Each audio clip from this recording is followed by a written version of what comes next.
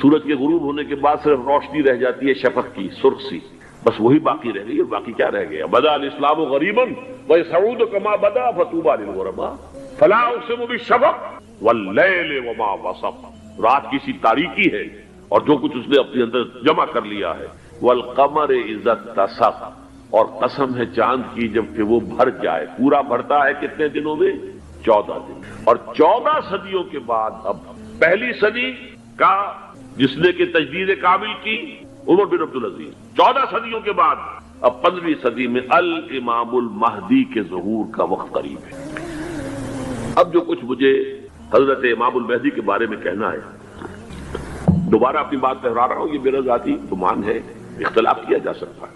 میرا گمان یہ ہے کہ یہ اب جو مجدد آئیں گے وہ حضرت مہدی ہوں گے۔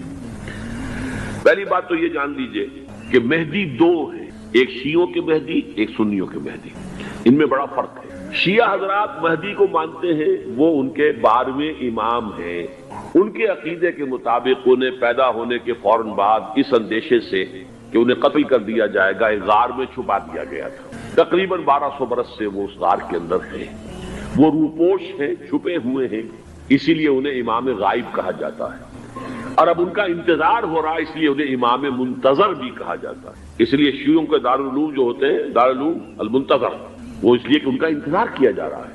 تو یہ ہے، اب وہ ان کا خیال ہے کہ آخری دور میں، آخری زمانے میں وہ ظاہر ہو جائیں گے، غار سے نکل آئیں گے۔ دیکھیے، میں اس عقیدے کو اس بنا پر رد نہیں کرتا کہ یہ ناممکن ہے کہ کیسے کوئی شخص جو ہے 1200 برس تک کسی غار کے اندر زندہ رہ سکتا ہے، نہیں، میں سمجھتا ہوں ممکن ہے۔ 300 برس تک اصحاب کہف رہے کہ نہیں رہے؟ سوئے رہے۔ 300 ایئرس ہم مانتے ہیں۔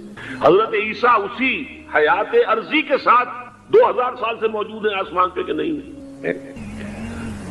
آپ کو معلوم ہے حضرت عزیر 100 برس تک مرنے کے بعد دوبارہ زندہ کر دیے گئے، فَأَمَاتَهُ اللَّهُ مِئَةَ عَامٍ ثُمَّ بَعَثَهُ۔ تو ناممکنات میں سے کوئی سوال پیدا نہیں ہوتا، لیکن یہ کہ آیا کوئی امامت معصومہ کا تصور قرآن اور حدیث سے ہمیں ملتا ہے؟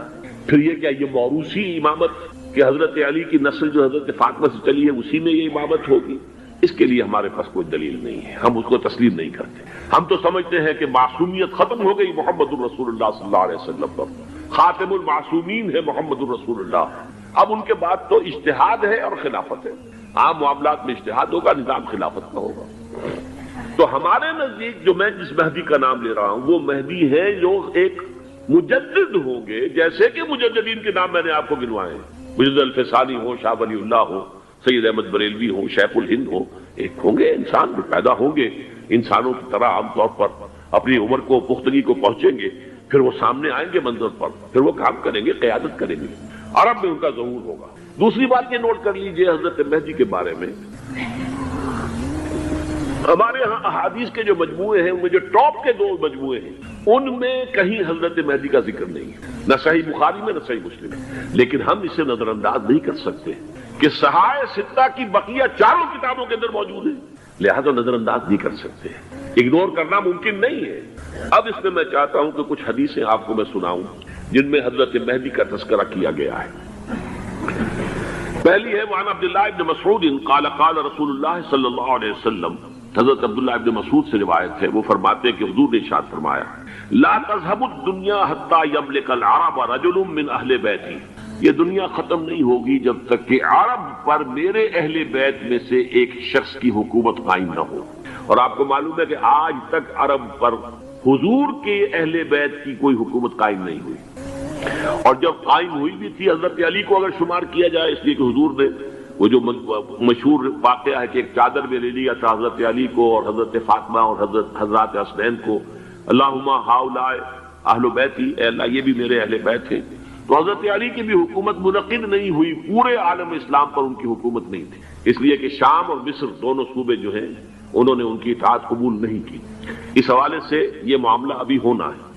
لا تذهب الدنيا حتى يملك العرب رجل من اہل بیتی یواطئ اسمہ اسمی، اس کا نام وہی ہوگا جو میرا نام ہے، یعنی محمد صلی اللہ علیہ وسلم، اور ان کا نام بھی مہدی کا نام بھی محمد ہو، مہدی تو ان کا لقب ہے۔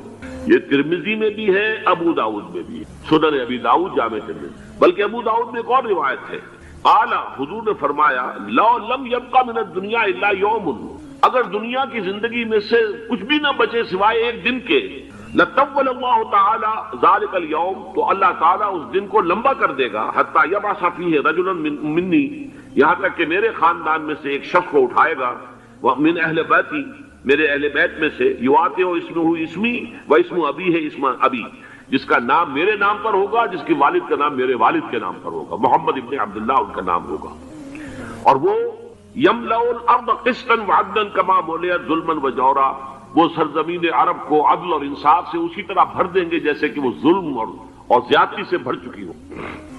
دوسری روایت ہے حضرت ابو سعید خدری رضی اللہ تعالی عنہ سے، حضور نے فرمایا المہدی منی اجل الجبہۃ اقنى الانف یملأ الارض قسطا وعدلا کما ملئت ظلما وجورا یملک 7 سنین، رواہ داؤد، کہ مہدی مجھ میں سے ہوں گے بڑی روشن پیشانی والے اور بڑی کھڑی ناک والے، وہ زمین کو بھر دیں گے انصاف سے اور عدل سے جیسے کہ وہ ظلم سے بھری ہوئی ہوگی، اور وہ 7 برس تک حکومت کرے۔ عرب میں خالص خلافت علی منہاج النبوہ کا نظام حضرت مہدی کے ہاتھوں قائم ہوگا اور 7 برس تک قائم رہے گا عرب کے اندر، اس کا اگلا مرحلہ میں بعد میں بیان کروں گا۔ تیسری روایت، اور اس کو میں اس لیے خاص طور پہ سنا رہا ہوں کہ اس میں وہی الفاظ آئے ہیں جو میں نے ابتدا میں حدیث آپ کو سنائی تھی، اس کے الفاظ ہیں۔ عن ابی سعید قال ذکر رسول اللہ صلی اللہ علیہ وسلم بلاء یصیب هذه الامہ حتی لا یجد الرجل ملجا یلجا الیہ من الظلم، حضور نے ذکر فرمایا کہ ایک دور ایسا آئے گا انتہائی ابتلاء اور آزمائش اور مصائب کا کہ کسی شخص کو کوئی سر چھپانے کی جگہ نہیں ملے گی اس ظلم سے اپنے آپ کو بچانے کے لیے۔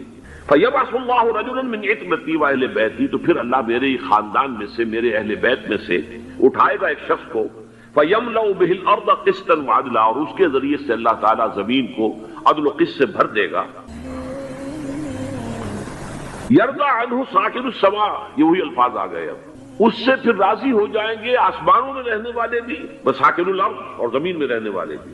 لَا تَدَعُ السَّمَاءُ مِنْ قِطَرِهَا شَيْئًا إِلَّا صَبَّتْهُ، آسمان اپنا ایک قطرہ بھی نہیں روکے گا مگر یہ کہ اس کو زمین کے اوپر نثار کر دے گا، بارش کی شکل میں گرا دے گا۔ وَلَا تَدَعُ الْأَرْضُ مِن نَبَاتِهَا شَيْئًا إِلَّا أَخْرَجَتْهُ، اور زمین اپنی پیداوار میں سے کوئی شے نہیں چھپائے گی، نہیں روکے گی مگر اس کو ظاہر کر دے گی۔ یا یہ کہ دنیا میں اقتدار کی کسی مسند پر انسان بیٹھا ہے، یا یہ کہ کوئی اس کے ہاتھ میں اختیار نہیں، یہ تمام جو حالات انسان پر طاری ہوتے ہیں، ان کے جواب میں جو طرز عمل فکری اعتبار سے اور عملاً انسان اختیار کرتا ہے، اس کے 4 درجے ہیں۔ پہلا درجہ ہے انتہائی گمراہی، ضل ضلالا بعیدا۔ وہ کیا ہے؟ اگر عزت ہوئی، نعمتیں ملی، فلاں دیوی یا دیوتا کی نگاہ کرم ہے، اس کی کرپا سے یہ ہو گیا، اور اگر کوئی تکلیف آ گئی، مصیبت آ گئی، معلوم ہوتا ہے کہ فلاں دیوی یا دیوتا ہم سے ناراض ہو گئے، یہ کالی دیوی کی طرف سے کوئی مصیبت آ گئی ہے، یا یہ کہ یہ لکشمی دیوی کی نگاہ کرم ہے کہ ہمیں دولت مل گئی ہے۔ یہ تو ہے شرک۔ شرک ہونے کے اعتبار سے یہ ہے ضل ضلالا بعیدا، انتہائی پستی۔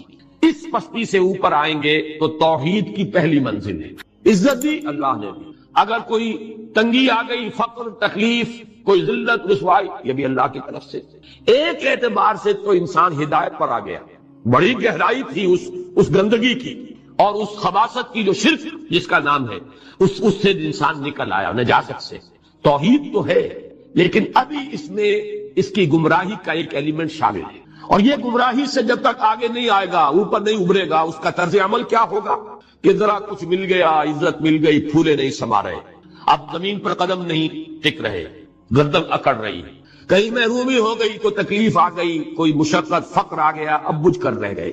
ان دونوں کیفیات میں انسان کا پینڈولم جو ہے وہ ایکسٹریم کو جائے گا۔ یہ کب ہوگا؟ جبکہ انسان یہ سمجھتا ہے کہ اس دنیا میں جو دولت مل گئی یا عزت مل گئی تو یہ گویا کہ بڑی کوئی قابل فخر شے ہے، اور اگر یہاں پر کوئی تکلیف آ گئی، کوئی مصیبت آ گئی، فقر و فاقہ آ گیا تو یہ گویا کہ بہت ہی اہانت آمیز شے ہے۔ اگر یہ انسان سمجھے گا تو طرز عمل وہ نکلے گا نتیجے کے طور پر جو میں بیان کر چکا ہوں، یہ گمراہی ہے۔ اس گمراہی سے نکلیں گے تو آپ کس مقام پر آئے؟ دوسری منزل ہدایت کی کیا ہے؟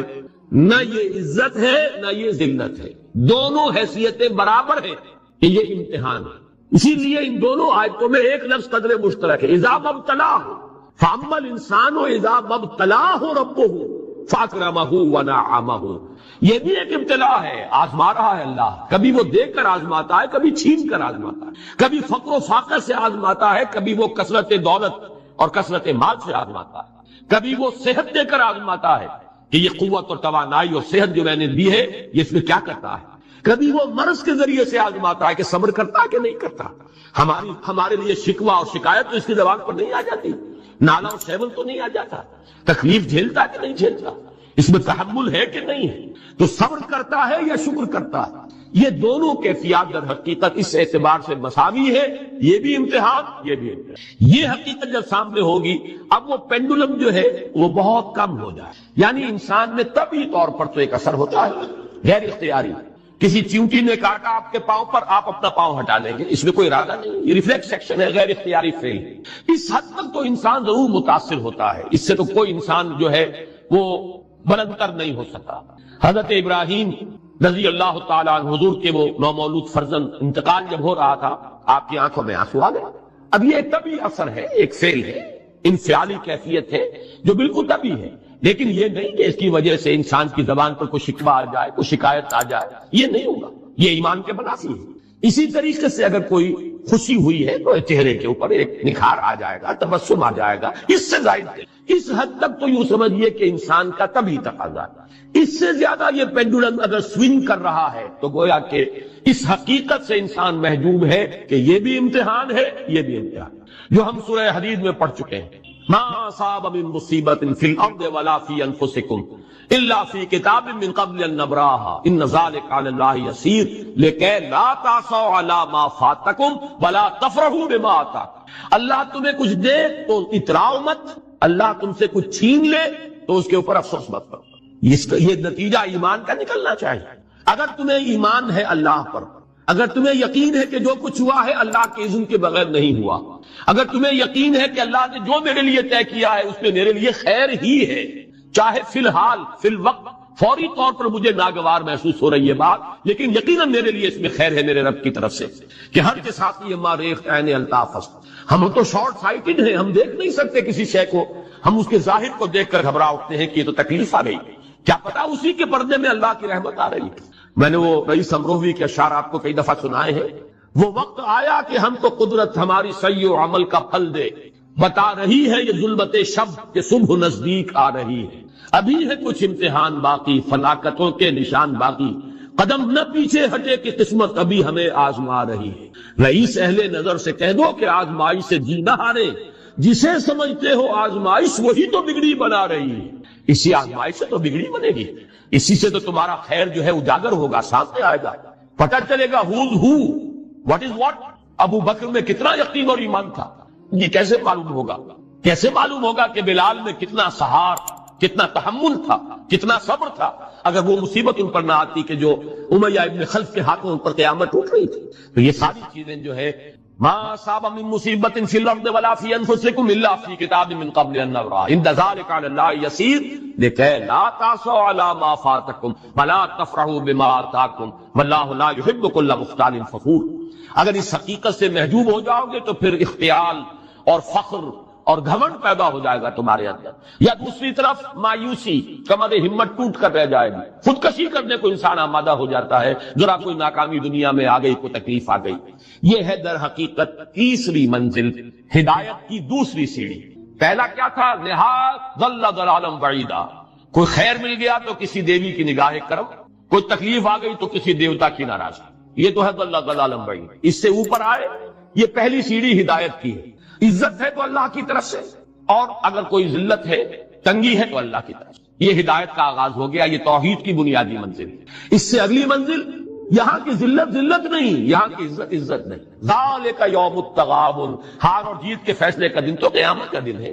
وہاں معلوم ہوگا جس کو اس روز عزت ملی وہ عزت والا ہے، جو اس روز ذلیل ہو گیا وہ ذلت والا ہے۔ یہ تو امتحان ہے، دارالامتحان ہے۔ خلق الموت والحیات لیبلوکم ایکم احسن عملا، یہ تو دارالامتحان ہے۔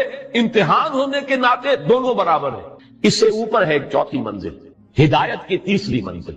وہ کیا ہے؟ عام طور پر انسان یہ سمجھتا ہے کہ یہ جو آزمائش ہے تنگی کی اور فقر و فاقہ کی، یہ سختر آزمائش ہے، اور نعمتوں کی بارش ہو تو یہ آسان آزمائش۔ یہ بھی ابھی گمراہی کا ایک پرت جو ہے اس کی باقی ہے۔ ابھی ہدایت کا جو کامل جو ہوگا انکشاف، وہ کب ہوگا؟ جب انسان اس حقیقت کو جان لے کہ جہاں وسعت ہو. دس از دی رے آف ہوپ. یہ امت قرآن سے اپنا تعلق توڑ بیٹھے. اور نمبر 2 ہے وہی سرمایہ داری بندہ مومن کا دین. یہ بھی سرمایہ پرست بن چکا ہے، دولت کا پجاری بن چکا ہے. یہ میرے لیے رے آف ہوپ ہے. مادہ پرستی، دولت پرستی، سرمایہ پرستی، زر اندوزی، وَإِنَّهُ لِحُبِّ الْخَيْرِ لَشَدِيدٌ، ان 2 لعنتوں کے اندر یہ مبتلا ہے.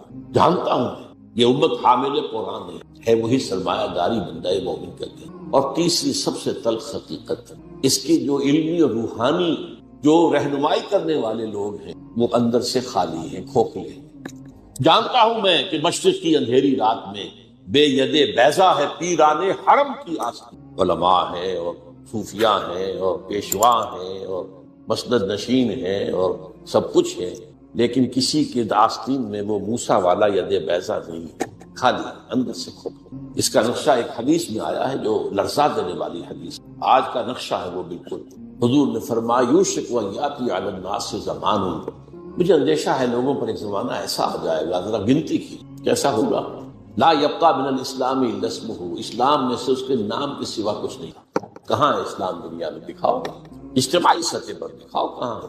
بھلا یبقى من القرآن الا رسمہ، اور قرآن میں سے سوائے اس کے رسم الخط کے کچھ نہیں بچے. معنی کہاں ہے قرآن کی؟ ہو رہی ہے اس کی طرف پیش قدمی ہو رہی ہے تدریجاً، لیکن یہ اس حدیث کا جو ہے وہ سامنے ہے. مساجدہم عامرۃ، ان کی مسجدیں آباد تو بہت ہوں گی، بڑی بڑی مسجدیں، شاندار مسجدیں، عالیشان مسجدیں، بھری ہوئی بھرپور، جمعے کے اندر عیدین کا اجتماع.